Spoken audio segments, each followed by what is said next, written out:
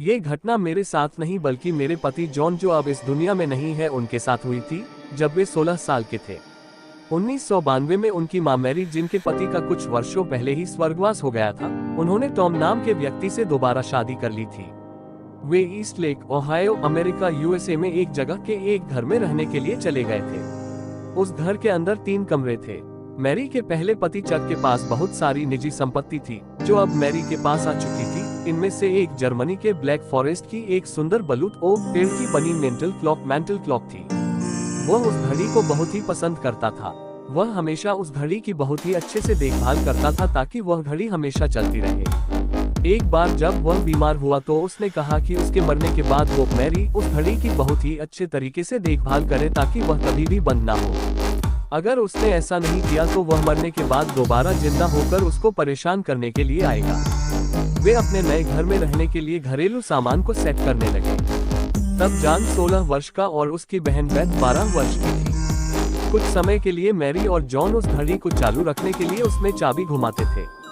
इसके अलावा वे घर का सामान अच्छे तरीके से जांच रहे थे और घर के अंदर नया सामान ला भी रहे थे, जैसे कि नया फर्नीचर। इसके अलावा जॉन और बेथ स्कूल में भी जा रहे थे और नए दोस्त भी बना रहे थे। इस नए घर में रहते हुए उन्हें 1 साल भी नहीं हुआ था कि उन्होंने घड़ी को चाबी देना बंद कर दिया। ये घड़ी दिखने में बहुत ही अलग थी। इसके चारों ओर सुंदर लकड़ी का काम हुआ था और इसके मुंह के दोनों तरफ फूल और पक्षी सजे हुए थे। इस घड़ी के नीचे एक पेंडुलम आगे पीछे घूमता था और पेंडुलम के नीचे एक मेपल का पत्ता, मेपल लीफ था। एक दिन जब वे लोग खाना खा रहे थे तब वह घड़ी जोर जोर से बजने लगी, जबकि उसको चाबी भी नहीं दी गई थी। उन्हें लगा कि यह बस एक संयोग है, ऐसा समझकर उन्होंने इसे बात को नजरअंदाज कर दिया। लेकिन फिर भी वह घड़ी हर बार एक ही समय पर बजती रहती थी। फिर इस बात का पता लगाने के लिए जॉन और टॉम ने इसकी जांच करना शुरू कर दिया कि कहीं इसमें कुछ मैकेनिकल सिस्टम तो नहीं है जिसे उन्होंने नजरअंदाज कर दिया हो। उन्हें इसमें कोई भी मैकेनिकल सिस्टम नहीं मिला। उसके बाद भी उन्होंने इस घड़ी में चाबी नहीं दी क्योंकि चाबी घर में कहीं गुम हो गई थी और वे इस बात का पता नहीं लगा सके कि वह कहाँ गुम हो गई है। अभी भी उनके पास कुछ ऐसे बक्से बचे हुए थे जिन्हें पैक नहीं किया गया था क्योंकि उन्हें रखने के लिए उन्हें कोई अच्छी जगह नहीं मिल रही थी। घड़ी पूरे दिन बंद रही। अगले दिन सुबह के करीब 2 बजे वह दोबारा से बजने लगी, जिससे वे काफी निराश और कंफ्यूज हो गए थे। उन्हें लगा कि इस घड़ी को हम अलमारी के एक बक्से के अंदर रख देते हैं जिससे ये घड़ी बजना बंद हो जाएगी। लेकिन फिर भी यह घड़ी हर 1 घंटे में एक ही समय बजती रही। मैरी इससे काफी परेशान होने लगी थी। उसने सोचा कि यह उसके मरे हुए पति चक का भूत होगा, क्योंकि उसने कहा था कि अगर उन्होंने इस घड़ी का अच्छे से देखभाल नहीं करा तो वह उन्हें परेशान करने के लिए दोबारा आएगा। जॉन ने इस बात को बेतुका माना।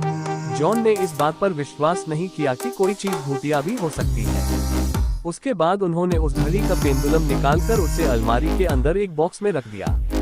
उन्हें लगा कि अब घड़ी की परेशानी का हल हो गया है, लेकिन थोड़ी के देर बाद दोबारा वह घड़ी बजने लगी थी। उन्हें इस बात पर विश्वास नहीं हुआ।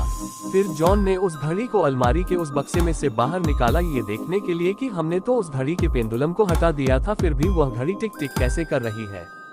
पर जिस भाग के ऊपर पेंडुलम लगाया हुआ था वह आगे पीछे टिक टिक कर रहा था। फिर जॉन ने उन सभी लोगों को भी ऐसा होते हुए दिखाया। मैरी अब बहुत ही दुखी हो चुकी थी। अब मैरी इस घटना को बर्दाश्त नहीं कर पा रही थी। उस घड़ी ने उसे दुखी करना शुरू कर दिया था क्योंकि वह उसे उसके पति चक की याद दिलाती थी। साथ में इस बात ने भी सबको निराश कर दिया था कि यह घड़ी सच में भूतिया है। फिर उन सभी लोगों ने निर्णय किया कि हमें इस घड़ी को बेच देना चाहिए। लगभग 1 सप्ताह के अंदर ही उन्होंने इस घड़ी को बेच दिया। जॉन और मैरी मुझे बताते थे कि उन्हें इस बात पर आश्चर्य होता है कि वह घड़ी उनके घर से जाने के बाद भी अभी भी उसी तरह बजती रहती है, क्या जैसे उनके घर में बजा करती थी, या फिर इसके जाने के साथ ही चक भी चला गया। उन सभी को विश्वास था कि वह घड़ी एक भूतिया घड़ी थी। उसके बाद उन्होंने उस मेंटल क्लॉक के बारे में कुछ भी कभी भी नहीं सुना और ना ही वे उसके बारे में कभी सुनना चाहते थे। कुछ चीजों को अकेला छोड़ देना ही अच्छा होता है।